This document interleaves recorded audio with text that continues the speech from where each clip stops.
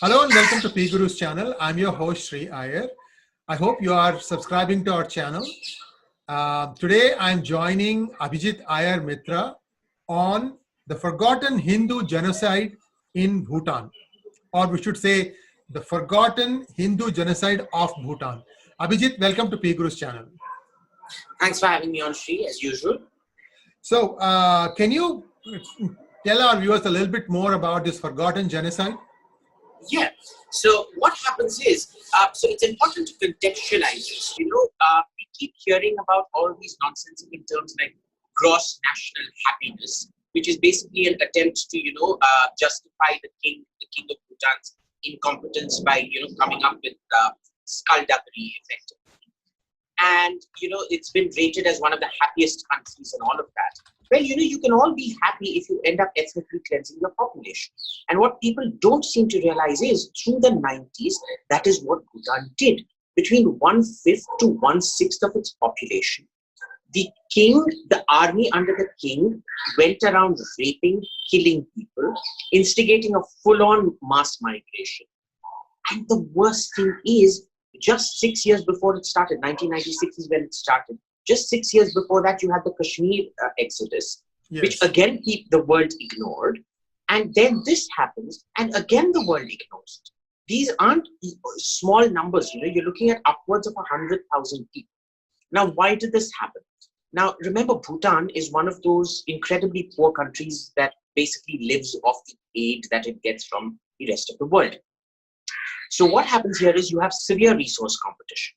And what happens in a severe resource competition situation is that you start asking the government for questions. Why aren't you delivering? Why aren't you delivering the basic necessities of life? Obviously, in a horrible dictatorship like Bhutan, you're not going to get any answers for it. The answer to everything is a bullet to your head. Now, it was, of course, very easy. The first refuge of a scoundrel is nationalism. And that's, of course, what Jigme Singh Manchu was. He couldn't answer any of the economic questions because they don't have an economy. He learned very clearly from Deng Xiaoping and Tiananmen Square that if you bring in economic development, you actually empower people, and he didn't want to have Tiananmen Square. So what do? You convert it. And given the CAB and NRC happening, and the root ethno-nationalism within Assam, that's, of course, Assam is different from the rest of the country, that's driving the protest in Assam. You see this exact thing play out in Bhutan as well. What happens is you have this king who says, oh, these people aren't us. We need to get rid of them. I'm not able to deliver because these guys are the problem. And so he starts off these nights of terror of rape, pillage, killing, whatever. Pushes all these people out. Now, the shameful thing is, India actually went along with all of this. So what happens is, you basically have a king who couldn't deliver on any of his promises, who then kicks out these people. But then here's the brilliant thing. He does exactly what happened in the case of the Kashmir genocide. In Kashmir, what happened, you had all of these people. Remember, the home minister at that point in time was Mufti Muhammad Saeed in the Kashmir. And what this man did was he got all his ecosystem to propagate this myth that Jagmohan was the man who started off the exodus, and it was done not just because of incompetence, but through active collusion of Jagmohan. All of it has been disproven factually. But it doesn't matter because that is the set. Now, what is the threat narrative of Bhutan? Nobody either knows or nobody wants to talk about all of this, because what do these guys do? They project this thing that is this beautiful little kingdom up in the Himalayas, we don't want to engage with the rest of the world. In that sense, their idea of themselves is not very different from North Korea's idea of itself, the hermit kingdom, so to say. And what happens in all of this is they come up with nonsense like gross national happiness. What wonderful Bhutan, tourism campaigns, come meditate on the Buddha, so on and so forth, blah, blah, blah, blah, blah. And people actually fall for it. Now, tell me something, Shri. Why is it that when a European dictator like Slobodan Milosevic ends up kicking out a large section of its population. You have NATO regime change operations that go in effective immediately. And on the other hand, a tin pot dictator, you've had within the space of 6 years, Kashmir and Bhutan, you've had 2 Hindu genocides, mass migrations, targeted ethnic cleansing of people. Why aren't we regime changing Bhutan? We did not regime change Kashmir. We allowed the same trash that was responsible for the Hindu genocide there to continue benefit. Mufti Muhammad Saeed's career. Mufti Muhammad was a nobody till the Kashmir exodus. We literally created him overnight because he cemented his thing. He went and told the Hizbul Mujahideen and the Jamaat-e-Islami, see, I did all of this. So give me your cadre. And essentially the PDP is the acceptable face of the Hizbul Mujahideen. How is it any different in the case of the Bhutanese king? This is a man who, like Slobodan Milosevic, and let's be clear, the current king, the young boy, is completely powerless. If you want anything done, you go to the father, Jigme Singye Wangchu, not Jigme Khesar Namda. If you want anything done, you still go to the dad. He doesn't, the current king is a bit like Rahul Gandhi. Can't even change his diapers till the father says so. You end up with this situation where this man, and by the way, did you know Daddy King is also a polygamist? In this day and age, he has 4 wives and God knows how many concubines and harem. This is a scary kingdom. You know, this notion of Bhutan somehow being this cute, friendly little thing, it is totalitarian, it is genocidal, it is on our border. They have palmed off their problems onto us in the past. They're doing it again. At some point, India really needs to sit down and think, is this the kind of trash that we want to get associated with? Because the downstream consequences are going to be very, very severe. Well, I remember seeing some refugees from Bhutan, Hindus from Bhutan, in the World Hindu Congress in Chicago last year. And I was surprised because for some reason, this item between 1996 and 2002 didn't really get much press. Those days, the press was pretty open, wasn't it? Why was this not covered by the press then? Well, the press didn't even cover the Hindu ethnic cleansing in Kashmir problem. That is true too. Think about that is true too. Why is it that when a Hindu is ethnically cleansed, when a Hindu is genocided, it's not a genocide. It's not an ethnic cleansing. But when everybody else happens, even if it doesn't happen, it becomes an ethnic cleansing or a genocide. Right? I think this is the part of social media that you can no longer go around spewing nonsense. You know, the worst part of it is how successful the Bhutanese were. In around 2011, 12 or 14, you know, the Economist intelligence unit, allegedly respectable, well, self-proclaimed respectable, like the Democratic People's Republic of North Korea, style respectable Economist intelligence unit, actually ranked Bhutan as one of the happiest countries. You know, that's a bit like saying Nazi Germany was happy in those years after the Jews were put into concentration camps, but just before World War II started. Right. It won't be wrong, but I'm actually thinking things through. This tells you the level of cluelessness, historical cluelessness of policy analysts or the extent of corruption. How can a place like the Economist that claims to have liberal values actually put a genocidaire state like that in the top ranks of a happiness index like that? It's ridiculous, but this is what happens.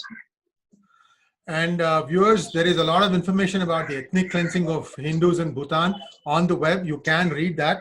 Now, are there any new moves now to set that scale right? Because I'm sure a lot of refugees are still staying in India right now, right? No. So one of the things is India refused to accept them. India has always been, you know, a shameless country like that. You know, we never accepted the Ugandan refugees that Idi Amin kicked out as well. And it was Britain that had to give them refuge, you know, all the Gujarati Indians there. So here what happened was most of these people settled down in America, Australia, and the UK. They were the ones that came, as usual. It wasn't India, it was these other countries that came to their help. And, you know, the amazing thing is the Bhutanese line now is, see, you should be grateful to us. Had we not kicked you out, you wouldn't have gotten green card and Australian PR and all that. They actually say stuff like this in public. That's the incredible part of it. And what happens here is that the narrative within Bhutan is it wasn't an ethnocide, it was communal riots.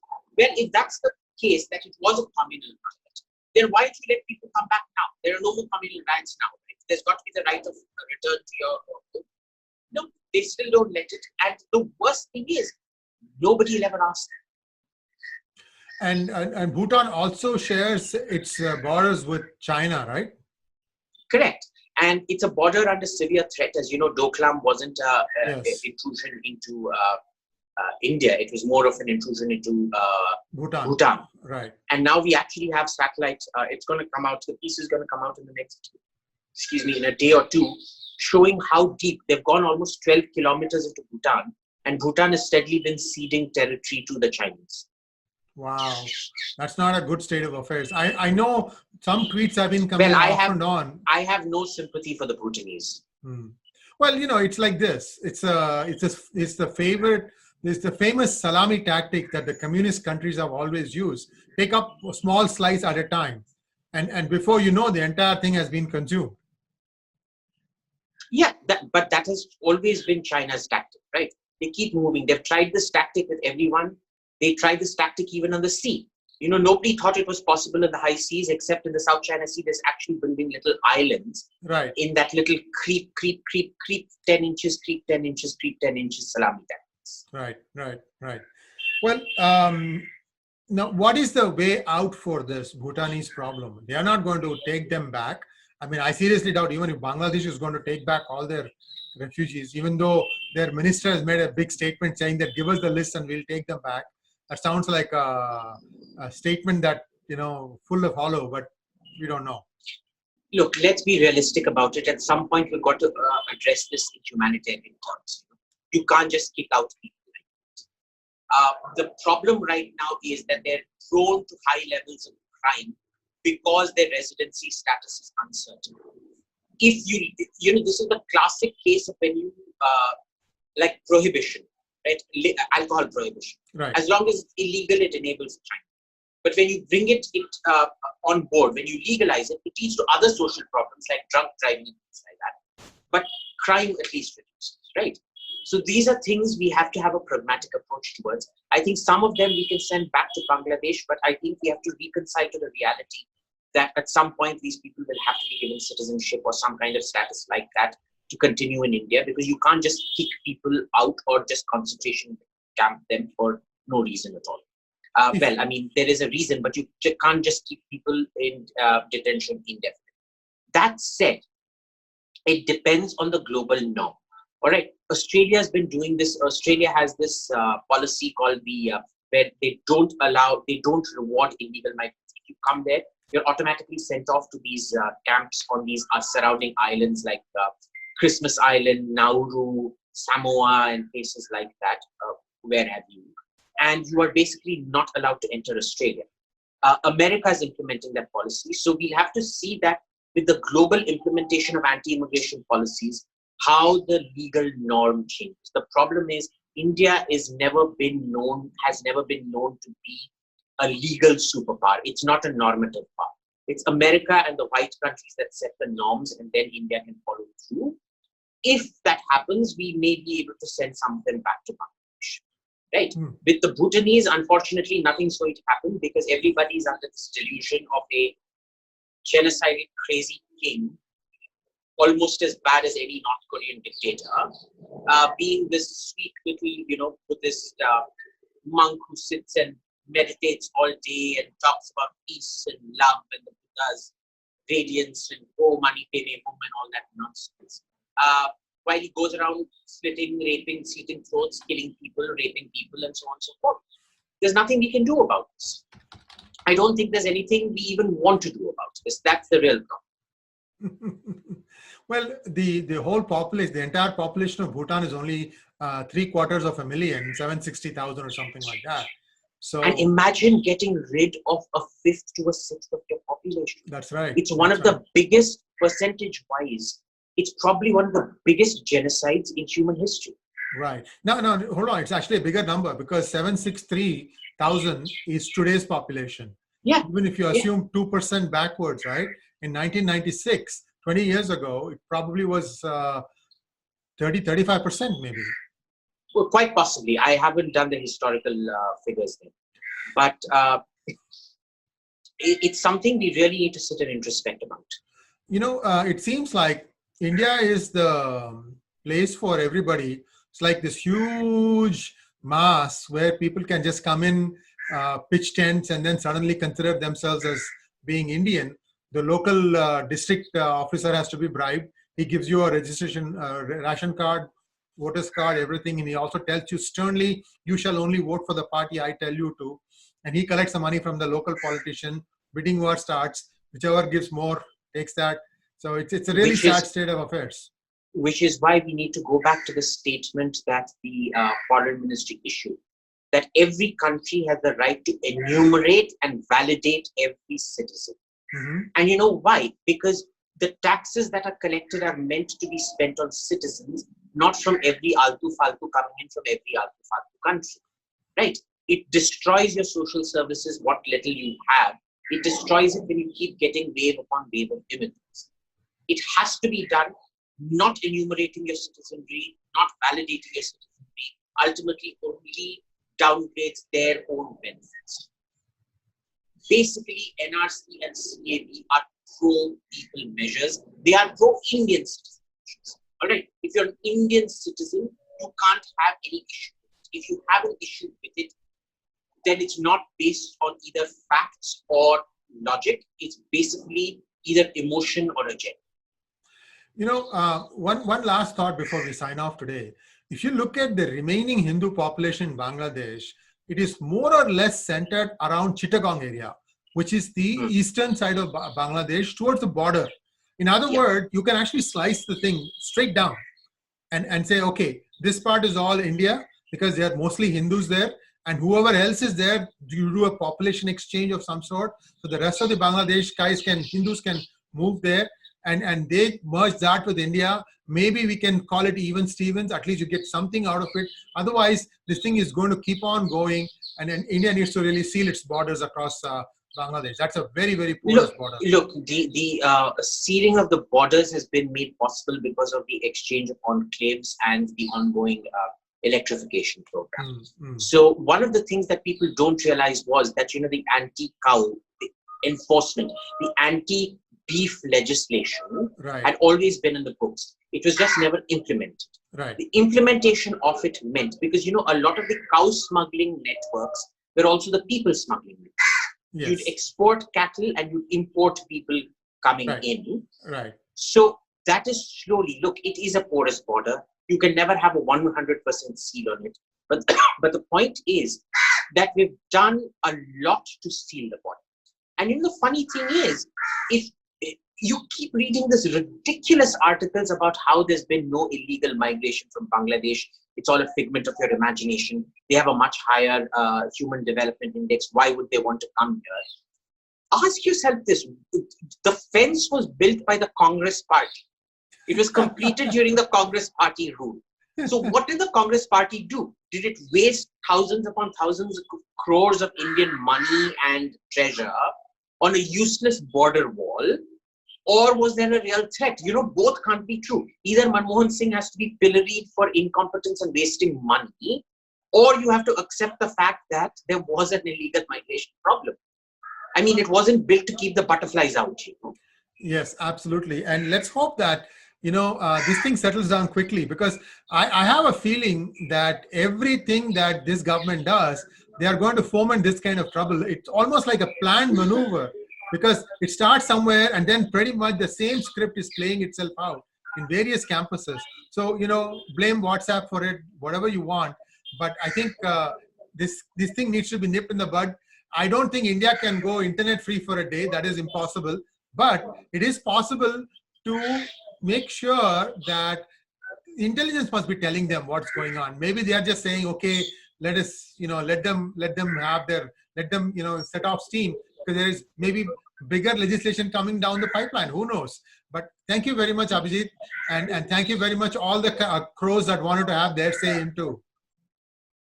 Thanks, Sri, and I'll pass on your compliments to the crows. Jai Shri Ram. Jai Shri Ram.